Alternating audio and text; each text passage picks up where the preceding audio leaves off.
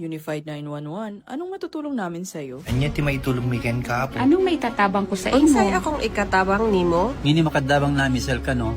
Sa anumang wika o dialekto, may tulong na darating sa iyo.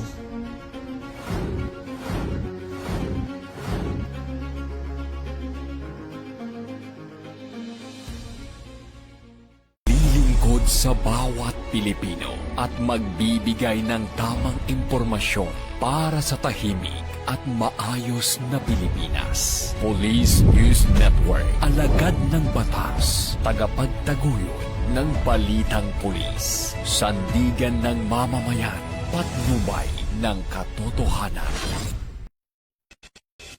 La Campo Crame, maghahatid ng pinakahuling kaganapan at nagbabagang balita. Ito ang PNN Police News Network.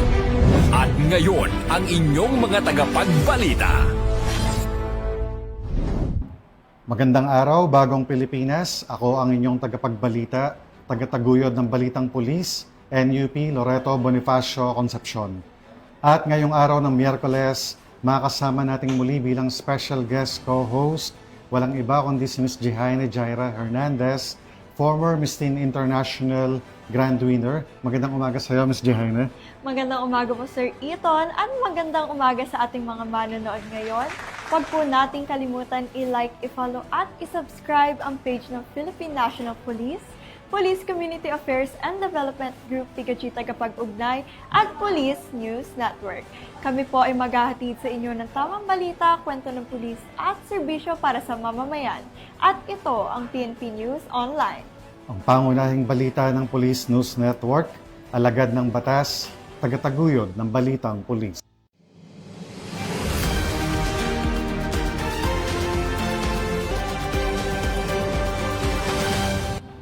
Narito ang mga balitang hatid ng ating PNN correspondents mula sa iba't ibang panig ng bansa.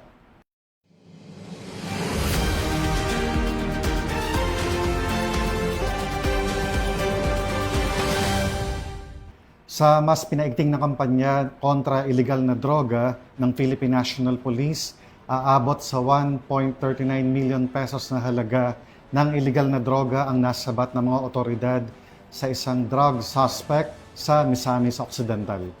Ang pagkakahuli sa suspect at pagkakumpiska ng ipinagbabawal na gamot ay bunga ng walang humpay na operasyon ng PNP kontra kriminalidad at iligal na droga, tungo sa isang mapayapa at ligtas na pamayanan. Narito ang detalye ng report mula kay Police Corporal Rihuel Gel Dayo.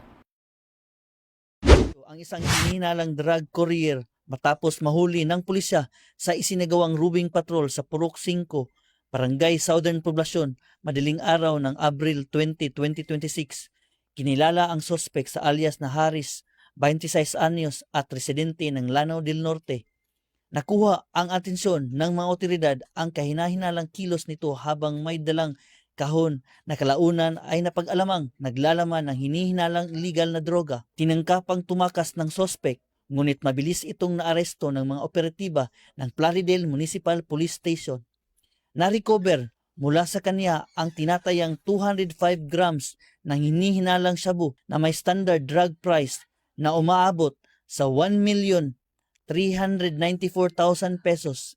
Kabilang din sa mga nakupiska ang mahigit 40 sachet ng hinihinalang shabu, isang karton na lalagyan, cellphone, mga bag, wallet, relo, at 1,500 na cash. Kasalukuyang nasa kustodiya ng pulisya ang sospek at nahaharap sa kasong paglabag sa Republic Act 9165. Patuloy naman ang investigasyon upang matukoy ang pinanggagalingan at posibleng koneksyon ng sospek sa iligal na operasyon ng droga.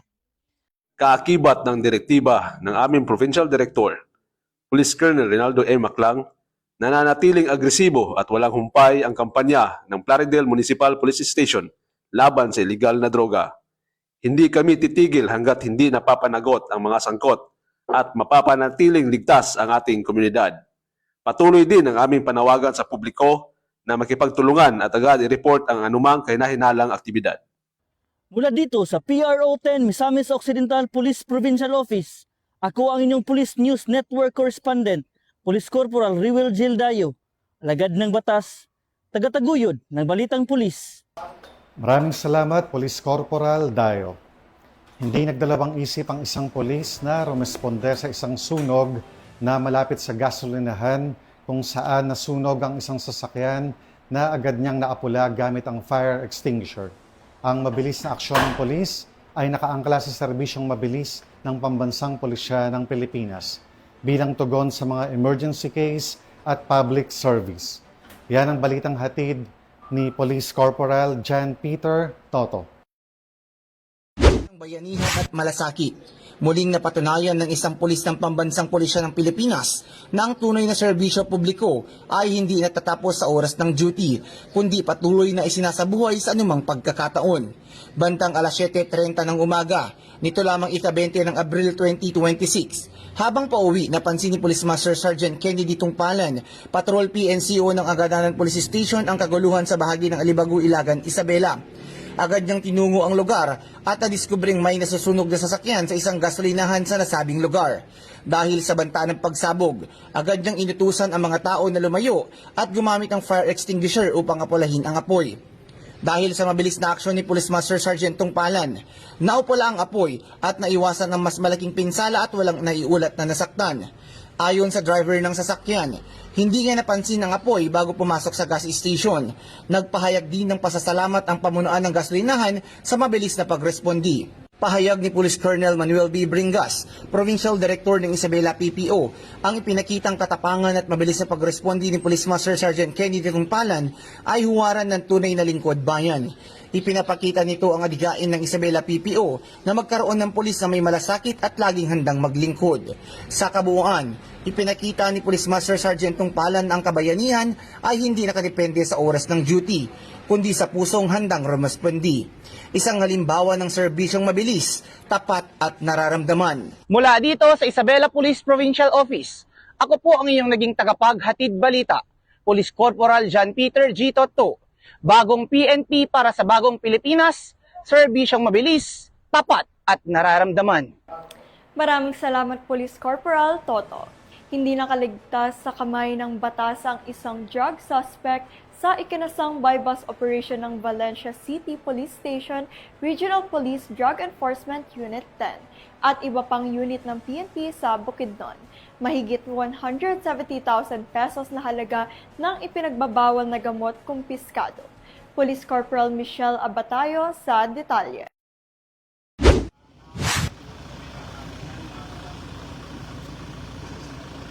Arestado ang isang hinihinalang sangkot sa ilegal na droga matapos mahuli sa buy-bust operation sa Purok 2 Barangay Pinatilan, Valencia City, gabi ng Abril 18 sa kasalukuyang taon. Kinilala lamang sa alias na Abel, 26 anyos, ang suspect na residente sa nasabing lugar. Isinagawa ang operasyon bandang alas 10:33 ng gabi ng mga operatiba ng Valencia City Police Station, katuwang ang RPDU 10, 1003rd Maneuver Company RMFB 10, 2nd PMFC Bukidnon, Miss Or Marpsta, Provincial Intelligence Unit at PDEA na-recover mula sa suspect ang tinatayang 25.6 gramo ng hinihinalang shabu na may standard drug price na 174,080 pesos. Kabilang sa mga nakuha ang 7 sachet ng hinihinalang shabu, isang 1,000 bill na ginamit bilang buy-bust money, isang coin purse, isang cellphone at isang motorsiklo. Kasalukuyang nasa kustodiya ng Valencia City Police Station, Bukidnon PPO, ang suspect para sa kaukulang disposisyon at pagsasampa ng kaso. Mula dito sa Police Regional Office 10, Bukidnon Police Provincial Office, ako ang iyong PNN correspondent, Police Corporal Michelle Gulay Abatayo, alagad ng batas, tagataguyod ng Balitang Pulis. Maraming salamat, Police Corporal Abatayo. PNP Integrity Monitoring and Enforcement Group Turnover of Command Ceremony, pinangunahan ni Chief PNP, Police General Jose Melencio Senior Tatas Jr. na ginanap sa PNP Officers Star Lounge sa Campo Crame. Magbabalita riyan si Patrolman Don Brosas. Chief PNP Police General Jose Melencio Tatas Jr., si Police Brigadier General Rex Alvin Malimban bilang bagong direktor ng Integrity Monitoring and Enforcement Group. Pinalitan ni Police Brigadier General Malimban si Police Brigadier General Bonard Briton na inilipat sa Personal Holding and Accounting Unit. Ang IMEG ang pangunahing unit ng PNP na tumututok sa pagsugpo sa mga tiwaling pulis, habang ang Internal Affairs Service naman ang nangangasiwa sa pagsasampa ng administrative charges laban sa mga lumalabag. Kaugnay nito, papalitan si Police Brigadier General Malimban sa Special Action Force ni Police Colonel Jonathan Calixto bilang Acting Deputy Director for Administration. Ang hakbang na ito ay bahagi ng PNP Focus Agenda, partikular sa integrity monitoring, na naglalayong palakasin ang disiplina, accountability at tiwala ng publiko sa hanay ng kapulisan. Sa pagpapatuloy ng reorganisasyon, inaasahan ng PNP ang mas pinaigting na kampanya laban sa katiwalian sa loob ng organisasyon, kasabay ng panawagan sa publiko na makipagtulungan sa pag-uulat ng anumang irregularidad upang mapanatili ang integridad ng kapulisan. Ito ang bagong PNP para sa bagong Pilipinas, serbisyong mabilis, tapat at nararamdaman.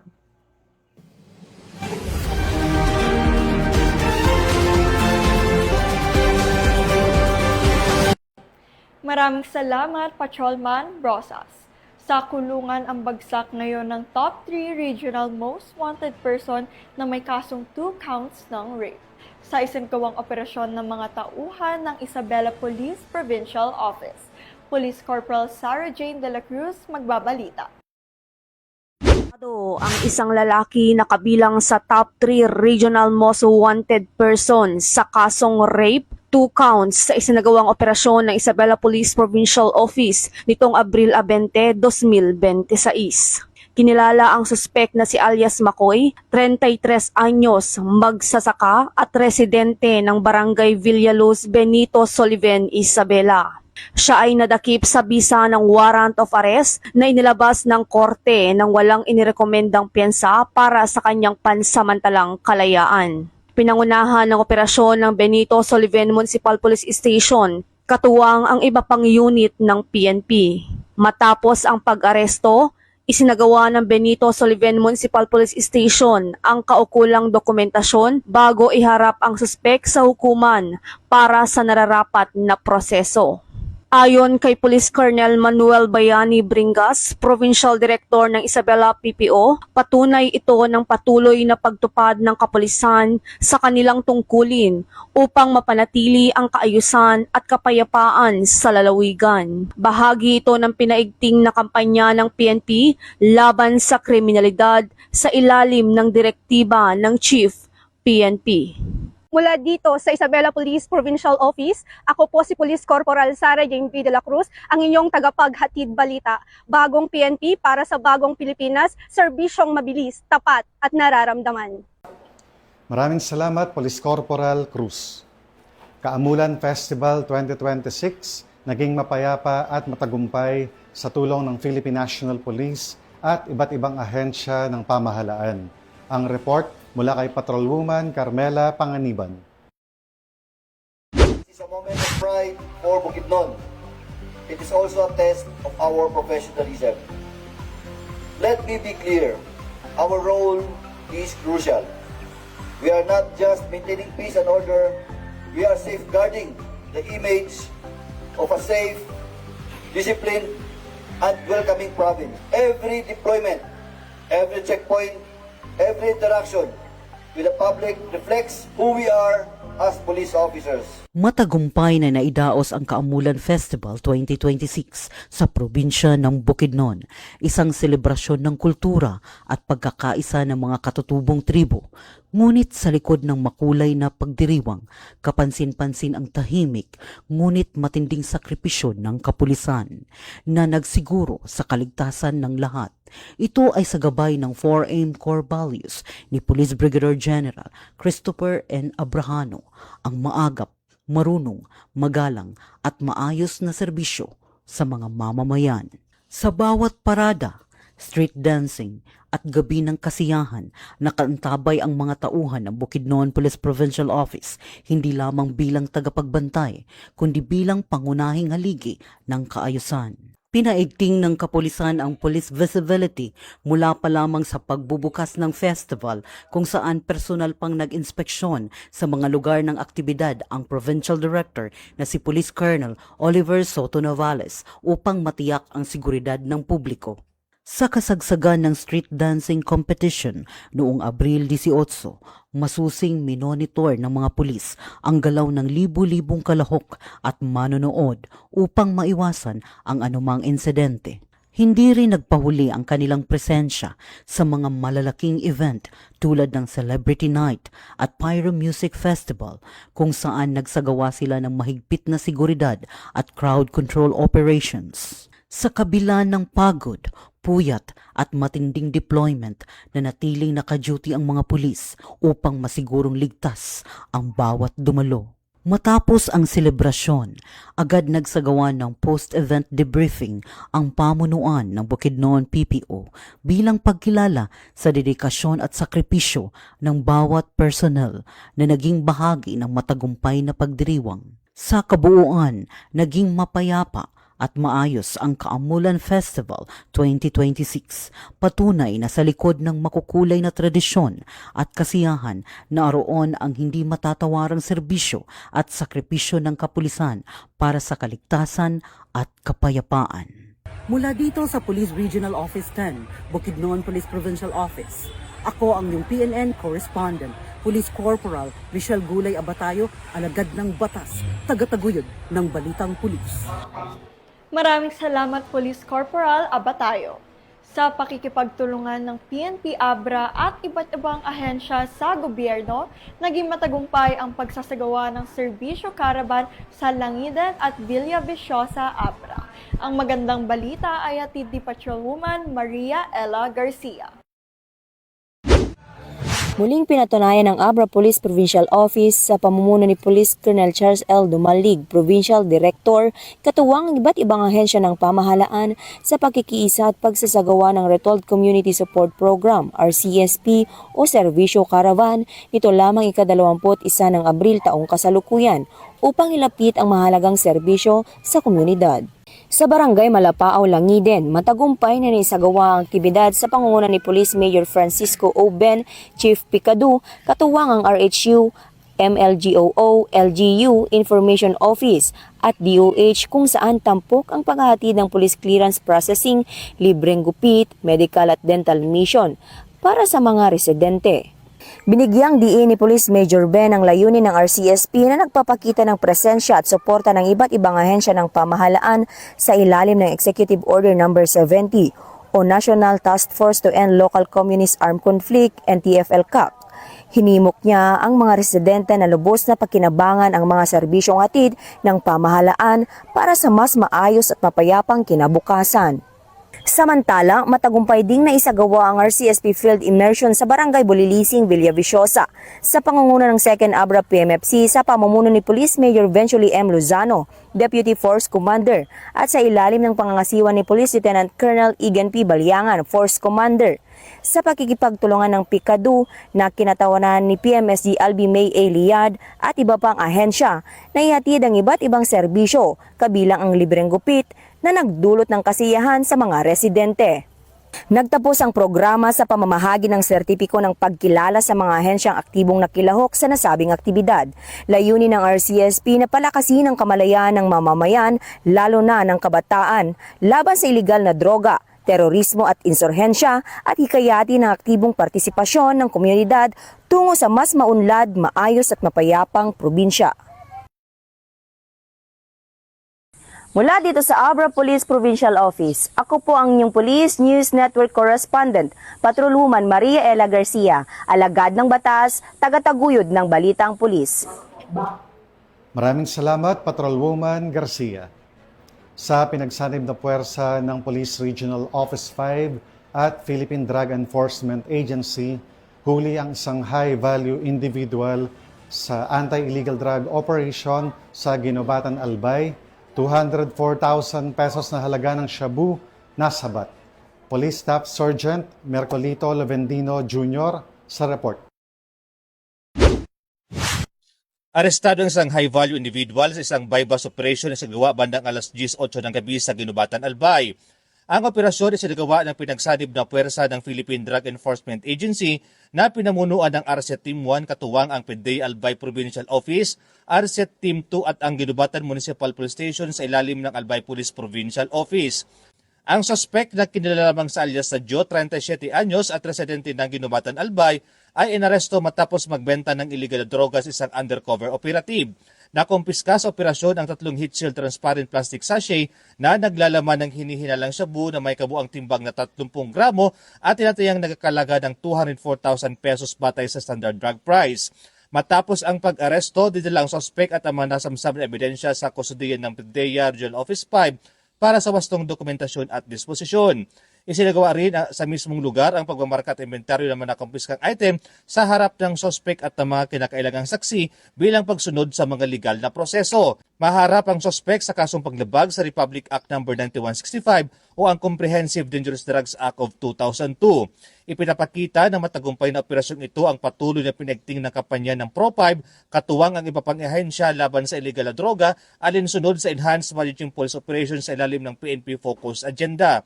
Sa isang pahayag, binigyang diin ni Police Brigadier General Erosito N. Miranda, Regional Director ng Pro5 ang kalagahan ng tuloy-tuloy na anti-drug operations.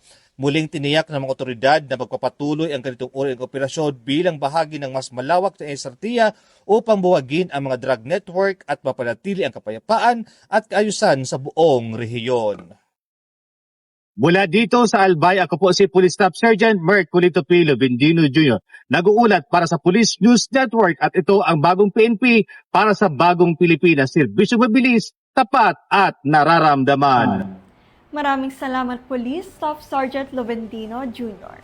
Sa tuloy-tuloy na kampanya ng pulisya kontra sa iligal na droga, mahigit 9 milyong piso halaga na marijuana ang sinira ng Benguet Police Provincial Office. Ang PNP ay hindi titigil sa pagsugpo sa kriminalidad at iligal na droga. Kung may impormasyon sa inyong lugar na may kaugnayan sa iligal na droga, ay pumunta lamang sa mga pinakamalapit na himpilan ng pulisya o tumawag sa 911 sa inyong mga telepono. Police Staff Sergeant Mary Ann Pardo, magbabalita. Pagpapatuloy ng pinaigting na kampanya laban sa iligal na droga, matagumpay na nasira ng Benguet Police Provincial Office ang kabuuang 5,700 fully grown marijuana plants kasama ang 70 kilo ng pinatuyong marijuana sa lalawigan ng Benguet. Tinatayang aabot sa 9,500,000 at 40,000 piso ang halaga ng mga ito batay sa standard drug price. Isinagawa ang operasyon noong ika-18 hanggang ika-19 ng Abril taong kasalukuyan sa mga komunal na kagubatan ng Sitio Ambalading sa Barangay Pudong at sa mga sitio ng Wakwaka at Tumanay sa Barangay Bilang Bilis lahat sa bayan ng Kapangan. Pinangunahan ito ni Police Colonel Ledon D. Monte, officer in charge ng Benguet PPO. Agad na binunot ng mga otoridad at sinunog sa pinangyarihan ng operasyon ang mga halaman kasama ang mga pinatuyong marijuana pagkatapos ng maayos na dokumentasyon. Naisakatuparan ang operasyon sa pamamagitan ng pinagsamang puwersa ng Kapangan Municipal Police Station, Benguet 2nd Provincial Mobile Force Company, Benguet PPO Provincial Drug Enforcement Unit at Provincial Intelligence Unit sa tulong ng Regional Mobile Force Battalion 15, Regional Intelligence Unit 14 at Philippine Drug Enforcement Agency Cordillera. Nakibahagi rin sa operasyon ang mga opisyal ng barangay at mga miyembro ng Barangay Peacekeeping Action Team. Pinatutunayan ng matagumpay na operasyong ito ang matibay na paninindigan ng Benguet PPO na paigtingin ang laban sa iligal na droga at palakasin ang pagkikipagtulungan sa mga komunidad para sa mas ligtas at drug-free na lalawigan. Mula dito sa La Trinidad, Benguet, ako ang inyong PNN correspondent, Police Staff Sergeant Mary Ann Pardo, alagad ng batas, tagataguyod ng Balitang Pulis. At yan ang mga balitang nakalap ng ating PNN correspondents mula Luzon, Visayas at Mindanao. At bago tayo magtapos, gusto ko pong muling magpasalamat sa masusugid na manonood or televiewers ng Police News Network at syempre pa sa ating special guest co-host this morning na walang iba kundi si Ms. Jaira Hernandez. Maraming salamat Ms. Jaira. Maraming salamat po sa pagpapaunlak ng aming imbitasyon na maging special guest co-host sa programang ito. Baka may nais kang sabihin o ipaalam o i-promote na advocacy or any upcoming event, Ms. Jaina? Maraming salamat po ulit Sir Ethan at maraming salamat sa PNN sa pag-invite sa akin bilang inyong guest co-host at pinapasalamatan at binabati ko po si Chief PNP Police General Jose Melencio Nartates Jr., Police Major General Roderick Augustus Alba, the Director for Police Community Relations. TKG Command Group na pinamumunuan ni Police Brigadier Vina Guzman, Police Colonel Joel Serrano, Police Colonel Adonis Guzman at Police Colonel Joel Ada. Sa lahat ng personnel ng Police Community Affairs and Development Group at sa lahat ng magigiting na pulis sa buong bansa, maraming salamat sa inyong serbisyo para sa isang ligtas na pamayanan. Binabati po pala namin ng maligayang kaarawan ang Chief of Staff ng Police Community Affairs and Development Group na walang iba kundi si Sir Police Colonel Joel T. Ada, sir. Happiest birthday, Sir Ada! Happy birthday to you.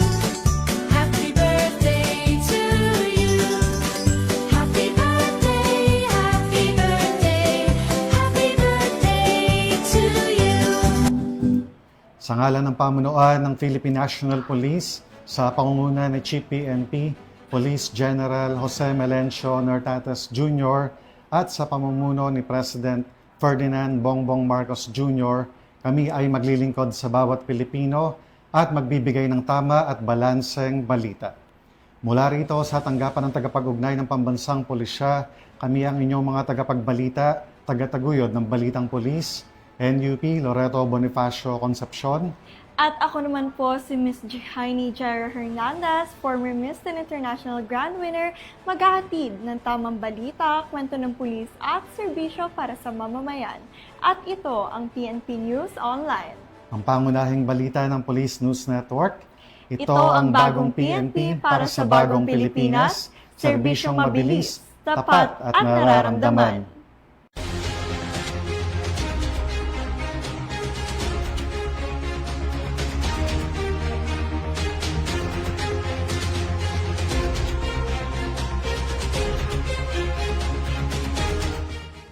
Police News Network, alagad ng batas, tagapagtaguyod ng balitang pulis.